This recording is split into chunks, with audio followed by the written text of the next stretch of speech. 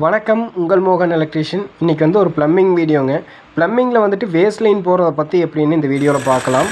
And நம்ம ரெகுலராக பார்க்குற சைட்டில் வந்துட்டு கஸ்டமரோட கம்ப்ளைண்ட் என்னென்னா, வீட்டோட கிச்சன் ப்ளஸ் பாத்ரூம் லைன் வந்து அடிக்கடி பிளாக் ஆகுது, அதான் மந்த்லி ட்வைஸ் வந்து பிளாக் ஆகுது அப்படிங்கிற மாதிரி சொல்லியிருந்தாங்க.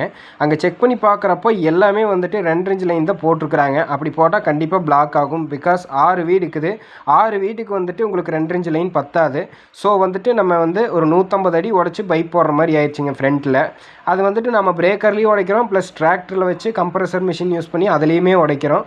உடச்சி ஃபைனலாக இந்த லைன் எல்லாமே போட்டாச்சுங்க. நம்ம என்ன பண்ணியிருக்கோம்னா, கிச்சனுக்கு எல்லாமே 4 இன்ச்சும் அண்டு ஓவரால் வாட்டர் எல்லாமே வெளியே போகிறதுக்கு 6 இன்ச் பைப்பும் சூஸ் பண்ணியிருக்கோம் இந்த இடத்துல. வழக்கம் போல் இந்த வீடுமே வந்து ஒரு இன்ஜினியர் வேலை செஞ்ச வீடு தாங்க. இதில் என்ன பண்ணியிருக்காங்கன்னா, பில்டிங்கை ஹைட் பண்ணுறக்கோசரம் பூரா அந்த வீட்டோட டெமாலிஷன் பண்ண ரப்பிஷவே கொட்டி ஹைட் பண்ணியிருக்காங்க. இங்கே மண்ணே இல்லை. நாங்கள் இதை வந்துட்டு குழி எடுக்கிறக்குள்ளே ரொம்பவே கஷ்டப்பட்டோங்க. ஒரு நாளில் முடிகிற வேலை எங்களுக்கு 4 நாள் ஆயிடுச்சு. பிகாஸ் ஃபுல்லாகவே ரப்பிஷு. நம்ம வந்து அடுத்து வந்து ஃபுல்லாகவே நம்ம மண்ணு கொட்டிக்கலாம் அப்படிங்கிற ஒரு பிளானில் பைப் போட்டு ஃபுல்லாகவே மண்ணு கொட்டிட்டோம். இன்ஜினியருக்கு சைட் வர்றதில் எந்த பிரச்சனையும் இல்லை. அவங்க வந்து என்னென்னா, பில்டிங் எப்படி கட்டணும் அப்படின்னு தான் கற்றுக்கிட்டு வராங்க. பட் அவங்களுக்கு ஒயரிங் ப்ளம்பிங்கை பற்றி தெரியாது அப்படின்னு கஸ்டமராகி உங்களுக்கு புரியணும். அண்ட் தேங்க்ஸ் ஃபார் வாட்சிங். தேங்க்யூ.